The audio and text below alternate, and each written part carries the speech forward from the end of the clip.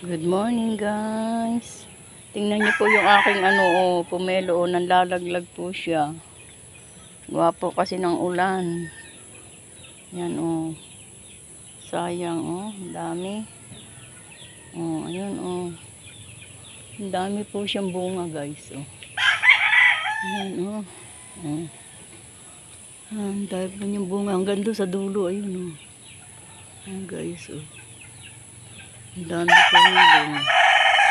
Nanlaglag na nga po yung iba. Kasi po gawa ng ulan. Hindi po na yung ulan ay tumigil kasi. Ulan ng ulan. Kaya nanlalaglag ang aking